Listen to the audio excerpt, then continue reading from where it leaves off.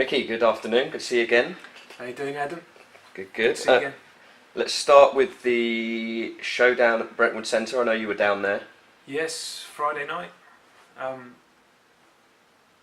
Big venue they've got there at the Brentwood Centre. Very good for boxing, and obviously I had a vested interest in Elliot Matthews, who is going to fight someone in an eliminator for the. I mean, he's had about 5 or 6 people pull out, but he will fight an eliminator for the British title. Actually, I think it's a good situation for promoters, for the Warrens really, because we'll happily do a deal with them. And you've got Lee Markham, you've got Joe Mullender. I mean, that was a very good fight. It was a brilliant fight. How did you see it?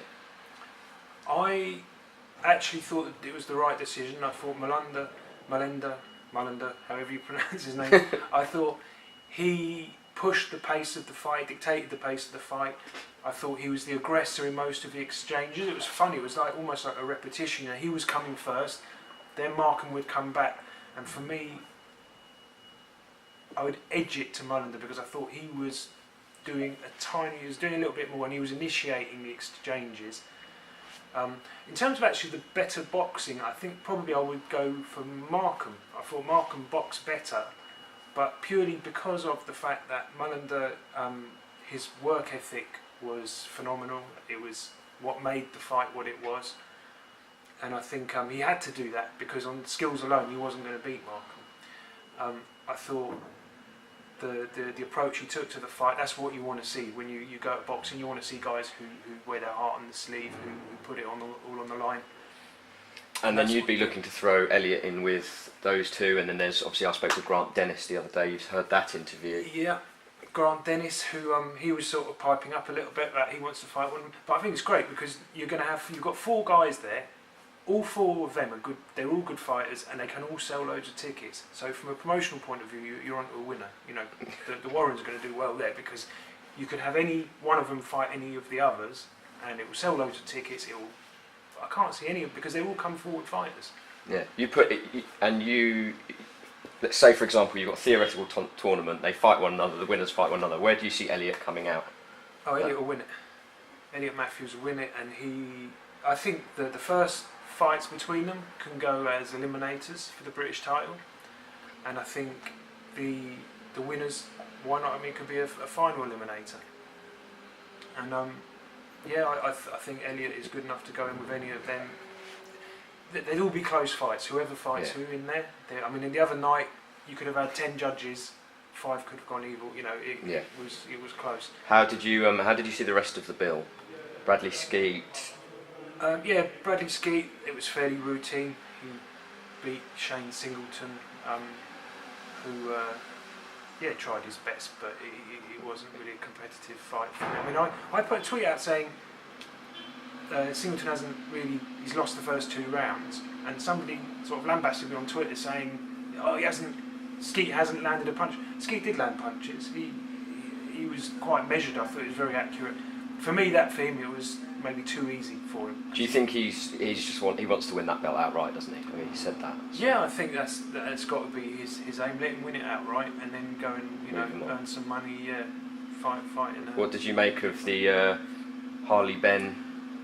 Harley Ben, I was interested in, as you may already know. I did make quite a lot of the matchmaking for Chris Eubanks early on. Juniors. For Chris Eubanks Jr. Early on. I was going to say you're not that old. So I assessed him. I would say at this stage, certainly Chris Eubank Jr. Was ahead of Harley Ben where he's at the moment. He looks like a very strong guy, but you don't know. You know, it'd be interesting to see over the next couple of years where he goes and if he can sort of build and improve. And I mean, he's learning on the job, isn't he? He didn't have an awful lot of amateur fights. Yeah, I mean, he looked very raw to me. He looked very strong, but very raw. Yeah. But Nigel Benn, that's what you had in. But I remember Nigel Benn as an amateur and early on in his pro career, and he was certainly more polished, you know. So. Yeah. But I mean, you said similar about one of the Hellraiser stables. You know that Daryl, when you first saw him, and then you said he's just improved massively. Oh, Daryl Williams. First time I saw him box was actually boxing against one of my guys, and against, I think it was Lewis Byrne. And it was a journeyman, good journeyman, and Yeah, he was very strong, but just didn't really have that much sort of structure to what he was doing. Just like getting in, having a boxing. So it is possible to. He's gone on and is now obviously English middleweight. And I think super middle. as the guys move on and they sort of become more focused and there is more structure to what they're doing, they can improve like tremendously. The problem is when before it all sort of clicks into place in their mind, and I think this is a little bit what I felt with Harley Ben the other night. He just seemed like he was going in there. He was doing a lot of things well, but he to me didn't really look like he has like, right, my plan A is this, if that happens then my plan B is going to be that, or my plan C.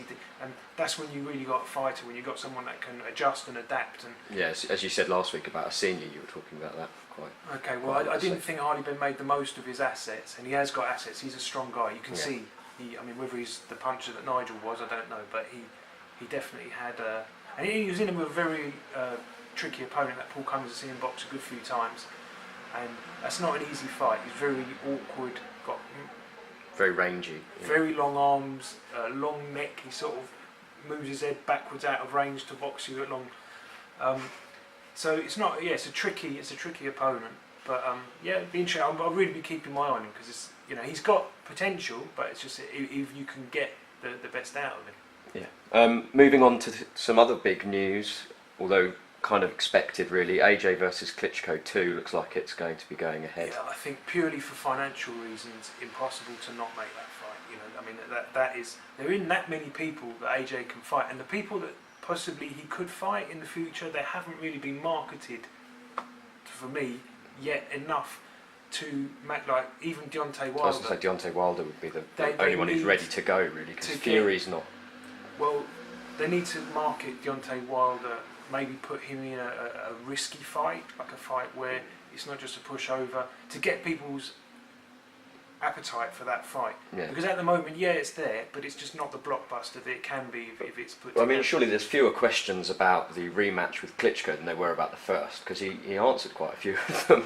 I thought Joshua in the first fight, really good performance. I thought he held it together very well, considering his lack of experience compared to Klitschko in those kind of fights. And there were still a few question marks over him, and I thought he came through a very, very tough fight. And I think if they box again, I've got to go with Joshua. I think he does a better job the next time. Klitschko looked a bit ragged in the second half of the fight. Yeah, I mean Klitschko boxed better than I've seen him box in donkey's years. He didn't box badly at all, did box well, but he didn't have the gears to go up. Certainly in the last few rounds, he was making mistakes that he normally doesn't, because of the pressure that Joshua put on him for so long. And I think next time Joshua will be stronger and actually better at it now he's had that experience of having it the first time. Yeah. And I think Joshua will do an even better job. Talking of making mistakes, Mike Tyson has been in the press saying that Joshua has to, what's the quote, watch out for the distractions of success. I mean, do you think that that's a risk with him? Yeah, no, I didn't know Mike Tyson when he was younger, but I've known Joshua for some time, AJ, and I have dealt with Tyson more recently, more after he finished his peak sort of thing. But certainly Joshua always struck me as being very level-headed, which Mike Tyson did not. And I think that's a very polite way of saying. Yeah, and I think because of that, I think who knows? Like I've seen plenty of sensible guys turn crazy by money and fame, and Andy Joshua is going to be on a level, if he's not already. I mean, he's moving towards that, but he's going to be on a level where it's just phenomenal. You won't be able to walk out in the street. It'll just be impossible for him. And you don't know how that's going to affect someone. But if anyone can carry that weight on their shoulders, I'd say Anthony Joshua probably one person that I would say I think he'll cope with it fine, because he seems to have his feet on the ground and he seems to have sort of adjusted and matured in a way that allows him to sort of cope with it all. Do you think he'll go on to rule the division, or do you think if Tyson Fury, I mean, whatever's going on with his UK AD... Well, that's the fight we all want to see. I mean, that's an entire blog on its own, I think, that fight. And I mean, first Tyson Fury, obviously he's got some issues that need ironing out. That's the fight that would not need marketing at the moment. You could put that on in a month's time, everyone would be there. That would be TV worldwide, it would be filling Wembley Stadium. Boxing does seem to be going through a bit of a a peak period in terms of making the fights that people actually want to see. Yeah, well, I think the actual structure of the business has changed. This pay-per-view, the model that is now there, the fighters themselves get so much better rewarded for fight. Whereas you had like a period of time, maybe like 15 years ago, where everyone avoided each other. In the light middleweights, we had Wayne Alexander, Takalu, there was about 4 of them, and they all avoided each other, and none of them actually ended up fighting. They would have been brilliant fights. And the reason why they were never made, because they didn't have pay-per-view to the extent that it is now. Social media was non-existent. Now, those fights can be made, and does UFC's kind of surge in popularity and the fact that they all fight one another, do you think that's affected boxing? The willingness to make the big fights? Boxing can learn a lot from the marketing that UFC employs. Absolutely, yes. Whether it's UFC's responsible for the fights being made in boxing, I don't think so. I think what's responsible is social media, pay-per-view, the fact that the fighters now, like, Hay can go and fight Joshua, and it's just a blockbuster. I mean, obviously, Hay right now needs to get a handful of wins behind him before I think he can, because if Tony Bellew outboxes him, I don't know what's Joshua going to do with him. But I think now the money involved dictates. It can generate, we have an infrastructure in place that can actually generate hundreds of millions of pounds potentially. So those fights are getting made. The guys are willing to risk getting beaten because the huge rewards financially that are there. I mean, there's a few other big ones coming up, but maybe we'll talk about those another day. Obviously, Golovkin and Canelo has just been announced we'll for definitely Las be talking Vegas. about those, and I've already got like pages of notes on Golovkin and Canelo. So yes, when that, we will do a study of the fight, a lowdown. And Ward Kovalev is coming up in 2 weeks' time, so we'll maybe talk about that one next week. Ward Kovalev, mainly because of Ward, is less for me appealing.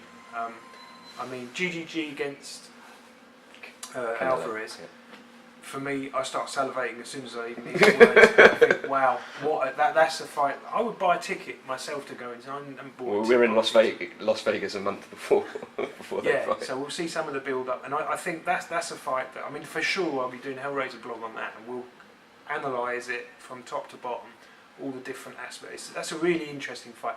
For me, Ward and Kovalev, I think Ward beats him again, probably wins boring. Right, we can talk about that one next week, because we'll do that in the build. We'll do a bigger one. Excellent. Well, thank you again for your time. Thank you, Adam. See you again soon. Cheers for watching, guys. Give us a like.